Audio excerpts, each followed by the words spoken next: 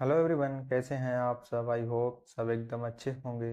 तो आज की इस वीडियो में हम पढ़ने वाले हैं जय शंकर प्रसाद का जीवन परिचय। ठीक है, तो चलिए वीडियो को शुरू करते हैं। वीडियो शुरू करने से पहले आप सभी से हमारी एक रिक्वेस्ट है कि अभी तक आपने हमारे यूट्यूब चैनल को सब्सक्राइब नहीं किया तो जल्दी से सब्सक्राइब करके बेल आइकन को ऑल पर प्रेस कर दें ताकि नेक्स्ट वीडियो का नोटिफिकेशन आपके पास समय से पहुँच सके। ठीक है, तो चलिए शुरू करते हैं।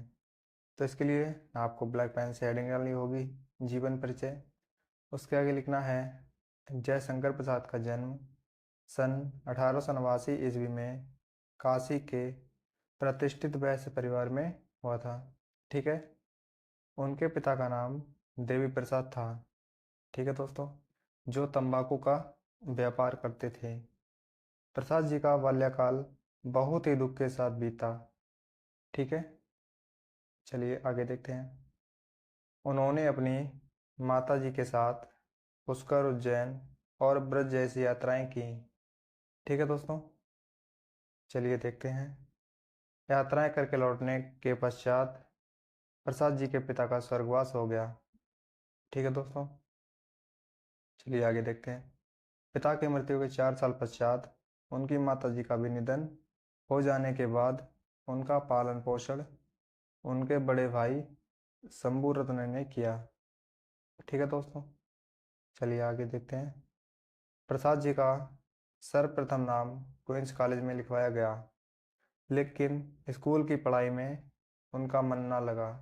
ठीक है, इसलिए शिक्षा का प्रबंध घर पर ही किया गया। ठीक है दोस्तों, चलिए आगे देखते हैं। प्रसाद जी को प्रारंभ से ही साहित्य में अनुराग कह सकते हैं, लगाव था। ठीक है, वे प्रायः साहित्य पुस्तक में पढ़ते थे और कविताएं भी लिखते थे। ठीक है, चलिए आगे देखते हैं।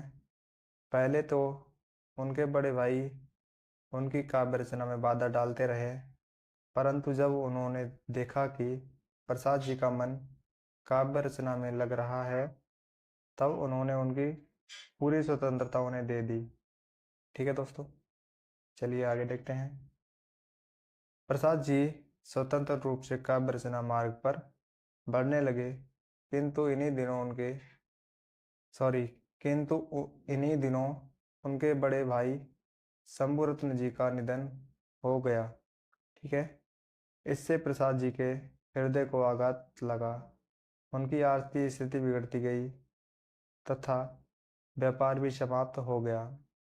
ठीक है दोस्तों, चलिए आगे देखते हैं।